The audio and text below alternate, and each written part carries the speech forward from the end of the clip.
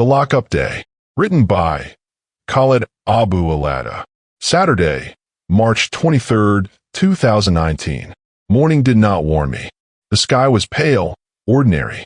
A vendor shouted about oranges downstairs. A car engine misfired and corrected itself. Laundry hung like flags of private lives. Nothing in the world suggested collapse. I woke heavy. Not tired, heavy. My thoughts felt padded, delayed. I walked straight to the refrigerator without brushing my teeth, without looking outside. On the top shelf were the 3 boxes that had replaced structure in my life. Ometril, clonazepam, Rivotril, medication for anxiety, they said. For me, it was insulation. It kept consequence at arm's length. It lowered the volume of fear. It made mistakes feel theoretical. I swallowed 4 pills. No debate. No guilt. Water. Done. The day softened within minutes. I washed my face, changed my shirt, looked at my phone. Elle was coming. By the time the bell rang, I was suspended in that familiar state. Not high, not sober. Just untouchable enough to believe I was in control. I had already rolled a joint. I opened the door. She hugged me casually, comfortably. She had been there enough times to know the apartment's silence. Drink? I asked. No, she smiled. But share what you're taking. There was curiosity in her tone. Maybe challenge. You sure? I asked. She nodded. I handed her a clonazepam pill. She swallowed it without hesitation. I broke the hash. Mix it carefully. Rolled clean. Balanced. Perfect cylinder. She inhaled lightly. Within seconds, she started laughing. Loose, warm laughter that filled the room. I inhaled deeper. Nothing. That was the part one never admitted. I felt almost nothing anymore. The absence scared me more than intoxication ever could. When the joint finished, reality returned. No more hash. No more money. Salary far away. I asked her for cash, calm, as if it were mutual, as if we were partners in indulgence. I only have my visa, she said. Pin. She nodded. She handed it over. Then she asked for a photo together. I hated cameras. They freeze mistakes into memory. But I agreed. At exactly 12:29 and 48 seconds p.m., I left. 350 meters later, the ATM gave me 200 pounds. I felt victorious. It was a cheap victory. I called Joe. Hash now. Wait an hour. She's waiting. Do what you want. I called the dealer. 10 minutes. Less. The walk felt painfully normal. Children playing football. A woman shaking dust from a rug. The orphanage house watching everything silently. The deal was quick.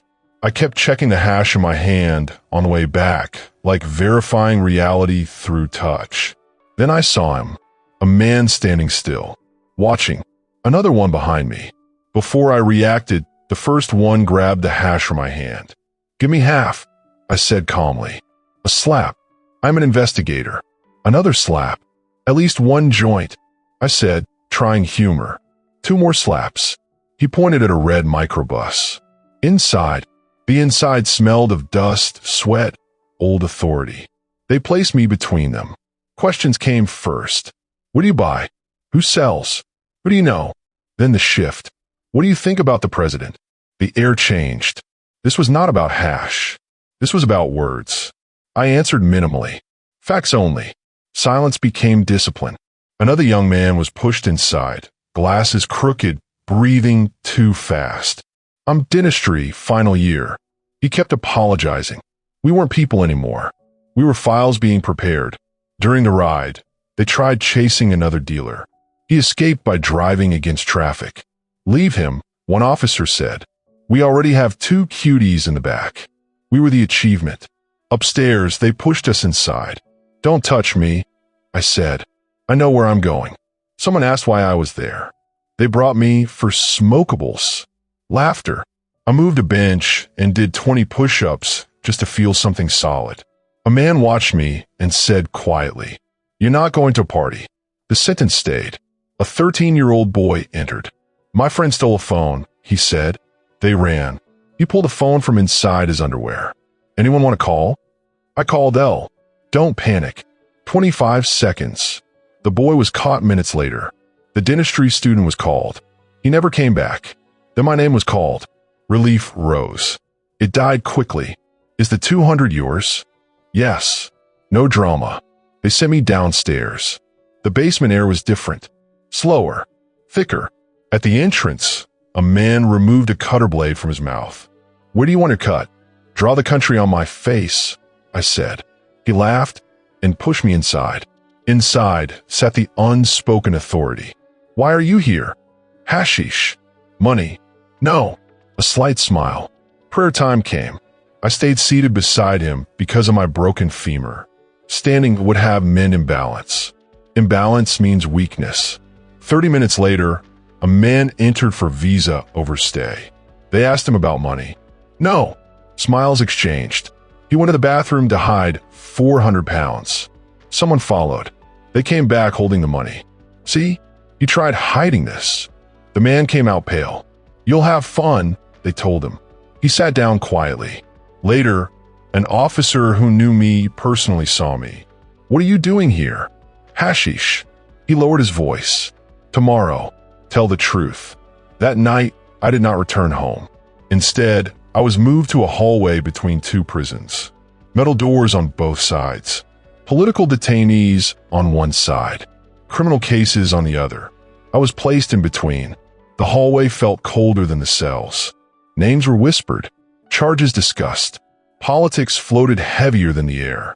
I realized something slowly. Hashish had brought me here, but silence had kept me safe, and the day was only half over. The officer who recognized me did not release me. He looked at me longer than the others did. What are you doing here? Hashish. He exhaled through his nose. Not anger, not sympathy. Recognition. That was worse. Tomorrow, he said quietly, leaning closer so no one else could hear, say the truth. Then he walked away. I did not go home that night. They did not return me to the basement cell either. Instead, they placed me in a narrow hallway between two iron doors. One door led to criminal detainees. The other led to political detainees. I stood in the middle. The hallway was barely wide enough for 3 men to pass each other without touching shoulders.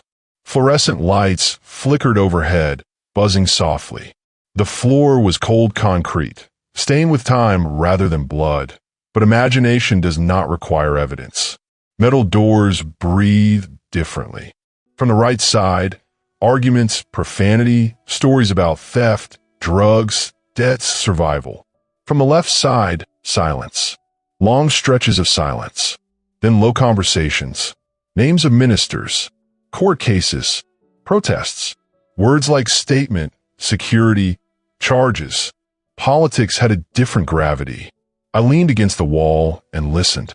It was the first time I understood that accusation changes depending on the room you were placed near. Hashish felt small in that hallway, but it was not small enough. Time moves differently when you do not know what comes next. There was no mattress, no bench, just wall and floor. My back pressed against concrete. My legs stretched out carefully because of my femur. Every movement reminded me that weakness is visible in places like this. An officer passed occasionally. Sometimes he glanced at me. Sometimes he did not. From the political side, I heard a man speaking calmly, almost academically. They don't need evidence. They need narrative. From the criminal side, someone laughed loudly and said, "Next time, hide it better." 2 systems, 1 building, and I was between them. Hunger. I realized sometime after midnight that I had not eaten since the previous day. I had not drunk water since leaving the apartment. My throat felt tight, my stomach hollow but quiet, as if even hunger understood it was not the priority. Sleep came in fragments. Each time I closed my eyes, I replayed the moment the hash left my hand. Each time I opened them, the hallway was still there. Morning, 6 a.m. They woke everyone before sunrise. Metal doors opened. Keys scraped. Orders barked. I stood slowly. My body felt heavier without the pills now. The chemical softness had faded. Everything was sharper. An officer walked past me and stopped. "Prosecution today." I nodded. "No water." No breakfast, just movement. They lined us up, some from criminal cells, some from political. I noticed something important. The political detainees walked differently. Not broken, measured. They had accepted something I was still negotiating. The transport. We were loaded into a transport vehicle, 20 men inside one metal compartment. The air was thick with breath. Shoulders pressed against shoulders. Knees against knees. No space to sit properly. No space to think privately. Someone whispered prayers. Someone cursed quietly. Someone laughed at nothing. I said nothing. Through the tiny metal grid in the back door, I saw daylight passing by. Freedom looks different when you're looking at it through holes. Waiting. At the prosecution building, they lined us against a wall. Hours passed. No water. No food. My tongue stuck to the roof of my mouth. My head throbbed lightly. My stomach felt hollow but controlled. My lawyer appeared mid-morning. "Deny it," he said quickly. "Say it's not yours." I remember the officer's voice from the hallway. "Say the truth." I stood between advice and instinct, between strategy and identity. The hallway had prepared me for this moment. Politics on one side, survival on the other.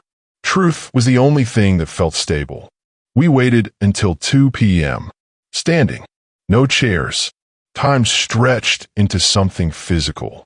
When my name was finally called, my legs felt stiff, but my mind felt strangely clear. I walked inside, and that was where the real negotiation began. They called my name at 2 p.m. 6 hours of standing had drained the softness from my body. My tongue felt dry against my teeth. My legs ached from the hallway, from the transport vehicle, from the weight of waiting. Inside the prosecution room, the air was cooler, controlled, bureaucratic. There was a desk, papers stacked in small, disciplined piles. A prosecutor seated comfortably behind authority. My lawyer stood beside me, already tense. Before I spoke, my lawyer leaned closer. "Deny it," he whispered. "Say it's not yours. They can't prove intent." The officer's voice from the hallway echoed in my mind. "Say the truth." The prosecutor looked at me with something almost friendly. Not warmth, curiosity. "Is the 200 for hashish yours?" Silence stretched for half a second. "Yes," I said. "It is mine." My lawyer shifted beside me. Disapproval without speaking. The prosecutor smiled. Not at me, but at my lawyer. "You see," he said lightly. "Honest." He began writing. But what he wrote was not what happened. He adjusted details, rearranged context, reduced complexity into a manageable story, the kind that fits neatly into files. I watched my own day being rewritten in front of me. Then he leaned back. "So," he said calmly, "how much are you paying to be out until Judgment Day?" It was not framed as a bribe. It was framed as logistics. 500, I said. I knocked lightly on the table to emphasize finality. He smiled wider. "Add another zero." Silence. "One more word," he added calmly, "and I'll add another." I said nothing. The negotiation was not about money. It was about position. Power was not loud in that room. It was casual. He finished writing. Stamped papers. "Sign something. Close the file." "You'll go back," he said. "Wait." I left the room. I still had not eaten. I still had not drunk water. My stomach felt hollow, but disciplined. Hunger had turned into clarity. 5 p.m., the ride back. They loaded us again, 20 men inside one metal cage on wheels. The sun was lowering now. Through the small metal grid, I saw faces outside the prosecution building. My mother, my father, Elle, standing behind a barrier. They saw me. I saw them. That moment hurt more than the slaps. Not because of shame, because of distance. I could not speak, could not wave properly, could not explain. The vehicle moved. Their faces disappeared. Returned to the station. Back at the police station, they searched everyone before placing us inside. There were rumors of drug deals happening inside lockups. Officers were alert, aggressive. One by one, men were searched. When it was my turn, an officer checked my pockets. Nothing. He pushed me forward toward the cell. Another officer, standing nearby, stopped him. "Look at his hair." I had a rat tail. That small piece of identity became a reason. The first officer pulled me back without warning. The beating was sudden. A fist to the side of my head, another to my ribs. My glasses flew upward, spinning briefly in the air before hitting concrete. My jacket fell. Then I fell. Concrete tastes dry, like old dust and humiliation. For a second, I stayed down, not because I could not stand, but because I needed to calculate. Pain sharpens thinking. I gathered myself, pulled thoughts together like scatter papers. How do I stand? How do I survive this moment? Do I react? Do I speak? Look at the wall, the officer shouted. His voice was nervous, not calm like the prosecutor. Violence here was impulsive, not strategic. I stood. I faced the wall. Peeling paint. Small cracks. Old scratches carved by bored hands. For 2 hours, I stared at that wall. I did not blink much. I did not speak. Inside my head, I rebuilt my future. Every ambition, every mistake, every version of myself. 2 hours facing concrete can reorganize a man. At 1 a.m., someone opened the door. Leave. Just like that. No apology. No explanation. Release felt casual. Leave. It was 1 a.m. when the word came. No ceremony. No explanation. Just a command pushed through metal bars like everything else that day. I stepped forward carefully. My legs were stiff from standing. My head still echoed from the beating. My glasses had been returned to me, bent at one hinge. I straightened them with my thumb before putting them back on. The hallway lights looked harsher now, brighter, as if the building wanted to erase the night that had just happened. At the station entrance, my brother was waiting. He did not hug me. He had not asked how I was. He looked at me with anger, the kind that comes from fear that is not yet settled. Get in the car. Elle was in the passenger seat. Her eyes were red. She had been crying. Not loudly. Quiet crying, the kind that drains a person. I opened the door. Then I stopped. Wait, I said. They have my cigarettes. My brother turned toward me slowly. You're joking. I wasn't. It was not about nicotine. It was about control. After a day of being moved, pushed, slapped, searched, and priced, I wanted one small thing back. He walked inside with visible frustration and returned with the pack. We drove. No one spoke for the first few minutes. The city looked different at 1:15 a.m. Emptier, more honest. Streetlights casting long shadows across empty asphalt. Closed shops. Silent balconies. I leaned my head against the window. I still had not eaten. I still had not drunk water. My body felt hollow, but my mind was alert, painfully alert. Home. When we arrived, the door opened before I knocked. My mother was standing there, my father behind her, my sister slightly to the side. No one rushed toward me. No dramatic embrace. Just relief visible in their faces, the quiet kind.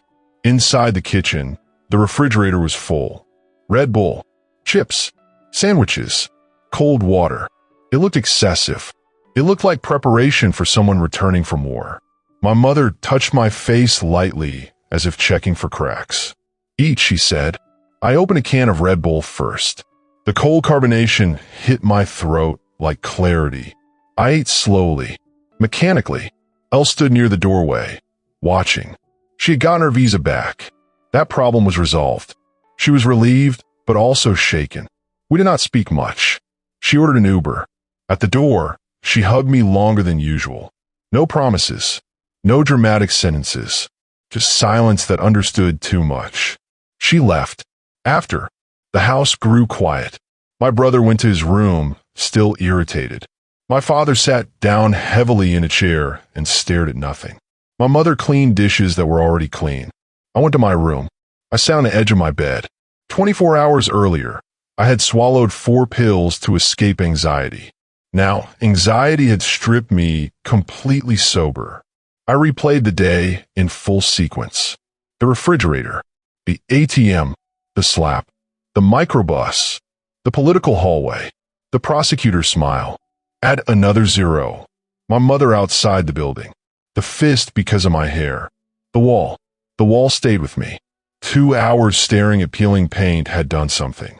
It removed illusions. It exposed hierarchy. It clarified how small a decision can become large inside a system. I realized something important that night. The day did not punish me for hashish.